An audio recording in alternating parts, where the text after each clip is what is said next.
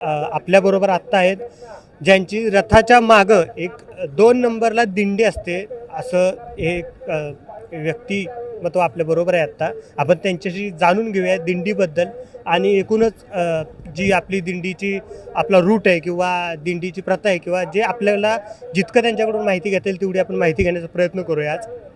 नमस्कार. रामकृष्ण हरी. रामकृष्ण हरी. प्रथमतः माझं नाव श्रीकांत महाराज टेंभोकर.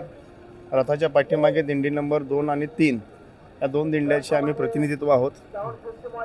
आता दिंडीबद्दल आमची थोडीशी माहिती सांगायची झालं तर पूर्वीपासून ज्या वेळेस हैबत बाबांनी हा सोहळा विभक्त केला त्यावेळेसचे जे काही आमचे पंढरपुरातील फड परंपरेतले असणारे दिंडीवाले जे होते, मग ते खडकतकर असतील, टेंभोकर असतील, जळगावकर महाराज असतील, असे अनेक मान्यवर त्या ठिकाणी जे होते त्यावेळेसपासून आमची पूर्वता ज्ञानेश्वर महाराजांचा सोहळा सुरुवात करण्यापासूनची ही आमची दिंडी आहे.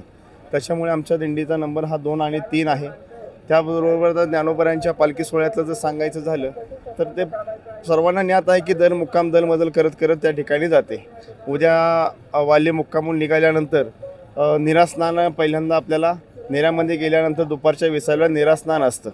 ते निरास्नान म्हणजे शाही स्नान मानलं जातं, पण यंदाच्या वर्षी वारकऱ्याला त्यालाही मुखावं लागतं काय अशी आम्हाला मनामध्ये धाकधूक आहे का, तर यंदा नेऱ्यालाही पूर आलेला आहे. त्या पुरामुळे यंदा शाही स्नान किंवा ज्ञानोबरांचं स्नान किंवा वारकऱ्याला निरास्नान जे मिळतं ते आम्हाला यंदा वेळेस मिळायचे चान्सेस कमी आहेत.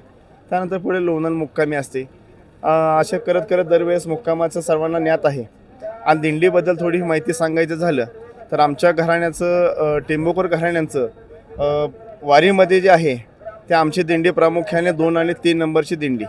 माऊलीच्या रथाच्या तळावरती जिथे माऊलीचा रथ असतो त्याच्या माऊलीच्या पाठीमागचं तंबू हा आमच्या टेंभोकर दिंडीचा 2 नंबर तंबू असतो. आमच्या दिंडीमध्ये आंधळा माणूसही चुकत नाही, कारण आंधळा जरी असला तर माऊलीच्या पालखीजवळ आला की दुसऱ्या तंबूमध्ये पाठीमागच्या तंबूत टेंभोकरांचंच तंबू असतो, हा तेवढं निश्चित आहे.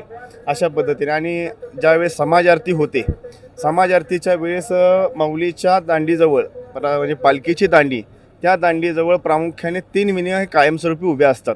आरतीच्या वेळेस 3 विनेकरी त्याच्यामध्ये प्रामुख्याने खडकतकरांचा 1 नंबर, आमचा दुसरा 2 टेंभोकराचे 2 विने, असे दोन्ही विने समाज आरतीच्या वेळेस त्या ठिकाणी आले जातात. आणि त्याशिवाय कोणतीही जर ते आले नाहीत तर ते आरती होत नाही. असा एक अलिखित असणारा हा परंपरेने चालत आलेला हा नियम आमच्या घराण्याकडे आहे.